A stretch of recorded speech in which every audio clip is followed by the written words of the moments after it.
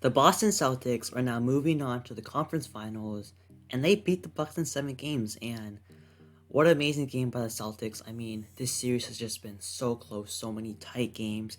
Just Giannis stepping up, Jason Tatum. The Giannis versus Jason Tatum show has been so incredible to watch. But then this game, along with the Suns game, was two blowouts, which was kind of disappointing. But I mean, the Celtics, they played so good, and I think they face the Heat pretty soon. This video might be out after game one, so we'll see what happens after game one. I'll probably record another video about that, but let's talk about the Bucks first. And there was just no hope for Giannis. I mean, if you looked at the game 7 stat line, 25 and 20 for Giannis, and yes, he gassed out. Everyone could tell by second half, fourth quarter. But then, like, Drew Holiday, I would say he played okay. 21 points. Brook Lopez played solid, but that's when you really need Chris Middleton. And Giannis played amazing. No denying it. He's the best player in the world. I think a lot of people agree on that. He put up 40 and 10 in 3 different games against the best defense in the entire NBA. The same defense locked up Kevin Durant, and they had no answer for Giannis. In the first 2 games, he didn't play amazing, but after realizing you can just outpower like Grant Williams, Al Horford, and they started getting more looks for Giannis, he just absolutely dominated on both sides of the ball, and you can't really blame him for running out of gas. I mean, he just was this whole team on both ends of the floor, and when you rely on him that much, especially with how much pressure the Celtics put on him on both sides, it's incredible how good Giannis was, and no slack against Giannis. He was amazing, did the best he could, and it was pretty much just the others. I mean, he carried the offense. He was still going right at the bodies of the Celtics, Robert Williams, Jason Tatum, Al Horford, Grant Williams, all of these strong, tall defenders, and yet they still had no answer for Giannis. And that's when you really want someone like Chris Middleton. I mean, they really need him, and like when no one is going to step up, Chris Middleton was their go-to guy in the fourth quarter who can get you a bucket from mid-range, from 3, and we saw that in the championship run, and missing him, I think if they have him, they would strong chance they would win this series. I mean, Giannis just carried so much. Drew Holiday tried to take the role as a second option, but he was really inefficient in the series. And overall, the Bucks just, especially their shooting, just wasn't there. In the first half, they shot 15% from 3, and it was only like a single-digit game. That's incredible. That's just crazy that even though they were shooting that bad, they were still in the game. Now they ended up missing more, and the Celtics started getting on fire, and they ended up at 12% from 3 in a game 7, 4 for 33, while the Celtics made 22 threes, 4 threes. That's 12 points off of threes and 66. Like, it's kind of crazy how they still made it close even with that. I mean, the Bucks won the rebound battle. They got, more, like double the points of the paint of the Celtics. 48 for the Bucks, 26 for the Celtics.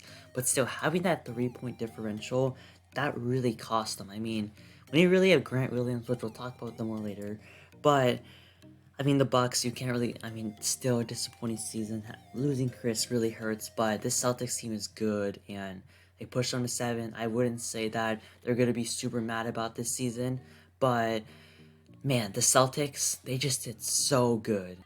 You have Jason Tatum going off in this series. I mean, the Game 6 performance, 46 points officially, taking over in the fourth. That was an all-time great Celtics performance. And then 23 points. And yes, he wasn't, I would say, as, like, aggressive in his scoring. But still, he had so many good passes. That there was, like, a really good play where he drove in the middle. He got 2 defenders on him, kicked it out Jaylen Brown, open 3. And a lot of those threes came with Grant Williams at 27 points. Grant Williams with the most 3-pointers attempted in Game 7 of 22. Like, oh no, he had like 18, I think. 22 shots total. And Grant stepped up. I mean, there's a stat that this is the first time Grant Williams has ever led the Celtics in scoring. And with that being in a Game 7 win or go home, that contribution was so big for this team. I mean, it was kind of weird that the Bucks didn't really even guard Grant Williams. I mean, yes, if you're probably planning, like, scouting against the Celtics team, you'd want Tatum not doing very well, or Tatum still played good, Brown just giving all the attention to them and leaving someone like Grant Williams or Al Horford open for 3, but Grant made them pay. I mean, if you're making 7 threes, I would think you would maybe like put a more of a hand on him, because they had Brook Lopez on him for most of this game, and the Celtics found him and he knocked them down consistently.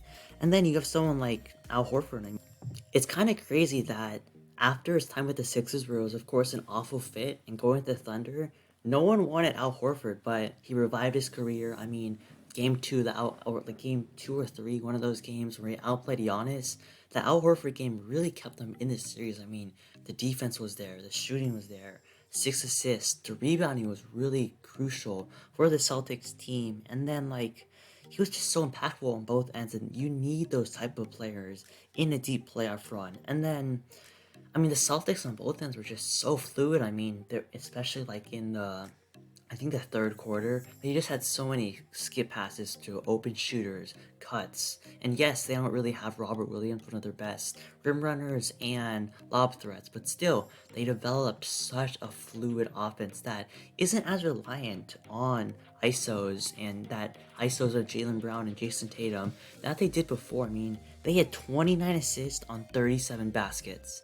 That's actually crazy. That's that's a large majority of those shots being assisted. And if you look at the Bucks, they had 33 and 20 assists, 33 field goals, which is still really good. But having that ratio of assists, their offense was just so good. And of course, the defense is going to be there. Having so many switchable guys, Grant Williams, Tatum, Horford, Brown, Smart, they can pretty much all switch. Like, Marcus Smart was guarding Giannis for a little while, and it wasn't as much of a mismatch as you would think when you have someone like 6'4", 6'3", the size of Marcus Smart. And then, I mean, Giannis, you can't really blame Giannis for this series, of course. Like I said, he was so good. I mean, there's a stat that Giannis is the first player with 20 points, 200 points, 50 assists, and 100 rebounds in a series, and he did whatever he could, but the Celtics' depth really just stepped up. I mean, Grant Williams is going to play like this on both ends. He's a big piece. Tatum emerging as a superstar. Al Horford going to be that solid veteran presence that is just so crucial for this team.